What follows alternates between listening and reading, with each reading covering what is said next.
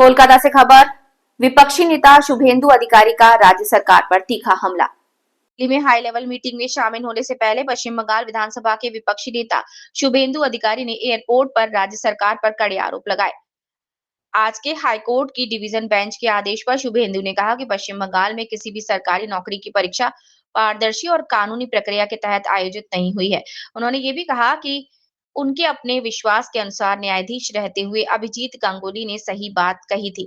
शुभेंदु अधिकारी आज दोपहर 3 बजे दिल्ली के संसद भवन में सर्वोच्च नेतृत्व के साथ एक इम्पोर्टेंट बैठक करेंगे, जो कि पूर्व निर्धारित है।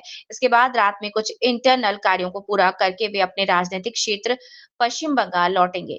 बरसात के मेडिकल कॉलेज में मृतक की आंखों की बिक्री के मामले में उन्होंने कहा कि राज्य सरकार कोई बहाना बनाकर जिम्मेदारी से बच सकती है। विपक्षी नेता ने लोगों से भारतीय संविधान पर भरोसा बनाए रखने की अपील की। राज्य सरकार अपनी जिम्मेदारी को छोड़ नहीं सकती और ना ही बच सकती है। उन्होंने संवाददाताओं के हर प्रश्न का बारीकी से और प्रभावी ढंग से जवाब दिया। पश्चिम बंगाल की राजधानी कोलकाता से कृष्णानु घोष की रिपोर्ट।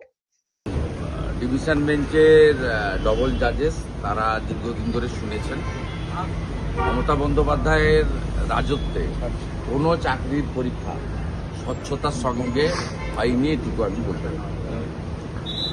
এবং সম্প্রতি যে পুলিশ রিক্রুটমেন্ট হয়েছে সেটা নিয়েও আমি পিসি করে ডিটেলসে বলেছি যে ওএমআর কার্বন কপি পরীক্ষার্থীদের দেওয়া হয়। আমার পার্সোনাল বিশ্বাস এক্স জাস্টিস অভিজিৎ গাঙ্গুলি সঠিক জায়গাটা ধরেছিলেন এবং সেই সঠিক জায়গাটা আইনের দৃষ্টিভঙ্গিতে বেঠিক হওয়ার কোনো জায়গা নেই। এইটুকু আমি বলবো, এর থেকে বেশি কিছু জাজমেন্ট। আজ আপনি দিল্লি যাচ্ছেন, আপনাদের রাজ্য সভাপতি এবং প্রাক্তন রাজ্য সভাপতি তারাও পার্লামেন্টে রয়েছেন, কোনো পরিকল্পনা বা কিছু সামনে বিধানসভা ভোট সাংবাদিকদের বলবো কেন? আজকে আমার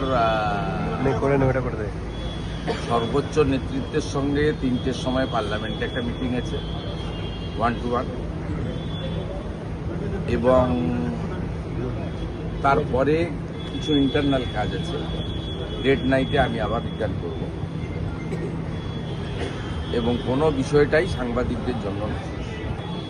দাদা, কমিশনের গুতোয় রাতারাতি 2208 থেকে 480 অমর বুথের সংখ্যা হয়ে গেল, কি বলবেন? আমরা এতদিন বলছিলাম 2 দিন 3 দিন ধরে যে 2200 বেশি যেখানে বুথ ওখানে গেলে অমরত্ব পাওয়া যায়। এখন আমরা বলছি 400 সামথিং বুথে গেলে অমরত্ব পাওয়া যাবে। ওখানে জমি কিনুন, বাড়ি তৈরি করুন, এবং যারা চান বাবা মা শতায়ু হোক, 75 বছর পেরিয়ে গেছে বা হয়েছে, তারা ওইখানে গিয়ে বাড়ি কিনে থাকুন, 100 পেরিয়ে যাবে আপনাদের। মমতা বন্দ্যোপাধ্যায়ের চমৎকার উন্নয়নের পাঁচালী, এটাও উন্নয়নের পাঁচালীর একটা অংশ। 26-এর ভোটে বঙ্গ জয় করতে এবার সংঘের প্রবাস মডেল ভরসা করছে বিজেপি। না, আমি বলবো না, তো আপনি শুনে বলছেন সূত্রের কথার উত্তর দেয়নি। ঠিকানার মধ্যে বিক্রি হচ্ছে, একটা ঠিকানা 13 জনের নাম। চোখ যদি বিক্রি হয় মরা মানুষের বারাসাতে, তাহলে বাড়ির ঠিকানা তো খুব ছোটখাটো বিষয়। 3 দিন আগে সুব্রত গুপ্ত মহোদয় যখন গেছিলেন ফলতাতে, সেখানে সানু বক্সি বিডিও আর জাহাঙ্গীর তার ভাইরা ভাই বিজেপির প্রতিনিধি দেখিয়ে দিয়েছে। এই লোকটা বিজেপির প্রতিনিধি, এই লোকটা সিপিএম এর প্রতিনিধি, এই লোকটা কংগ্রেসের প্রতিনিধি, অল পার্টি মিটিং করে দিয়েছে। আমরা যখন বিজেপির লোকেদের বললাম যে আপনারা অবজেকশন করলেন না কেন, বলে আমরা ডাকেইনি, যাইনি কেউ। অথচ স্টেট অবজারভার বলছে যে আমার কাছে তো সব দলের লোক এসেছিল। আমরা সেটা ওনাকে ক্লিয়ার করেছি, যে আমাদের ফলতার প্রতিনিধিদের পাঠাতে বলেছি। অতএব ভিন্ন রাজনৈতিক দলের প্রতিনিধিও যদি বদলে দেয়, তাহলে বাড়ির ঠিকানা এসব তো ছোটখাটো বিষয়। এখান থেকে 10 কিলোমিটার দূরে বারাসাতে মরা মানুষের চোখ তুলে নিয়ে বেঁচে দিয়েছে। দাদা, এর আগে বারাসাতে আমরা দেখলাম যে এই ঘটনা হয়েছে এবং গোটা রাজ্যে এরকম বিশৃঙ্খল পরিবেশ। আমরা মমতা বন্দ্যোপাধ্যায়কেও দেখেছিলাম যে ওয়াকআপ নিয়ে মানবো না বলে অনেক কথা বলেছিলেন, কিন্তু আলটিমেট কি হলো? কেন্দ্রীয় সরকারের নির্দেশ মানতেই হলো। সংখ্যালঘুদের সঙ্গে দ্বিচারিতা করলেন মুখ্যমন্ত্রী। এখনো দেশে সংবিধান শেষ কথা বলি, মমতা বন্দ্যোপাধ্যায় তার যে অপরচুনিস্ট পলিটিক্স এবং মিথ্যা কথার পলিটিক্স তিনি বারে বারে প্রমাণ করেছেন, ধরা পড়েছেন। সিএকে এনআরসি বলেছেন, সিএকে এনআরসি বলেছিলেন, আজকে সিএ সার্টিফিকেট পাচ্ছে উদ্বাস্তুরা, প্রমাণ হয়ে গেছে মিথ্যা। ওয়াকম অ্যামেন্ডমেন্ট বিল মিথ্যা বলেছিলেন, আর মুসলিমরা বলছে, তোয়া সিদ্দিকিরা বলছে, আমাদের বলতে হচ্ছে না।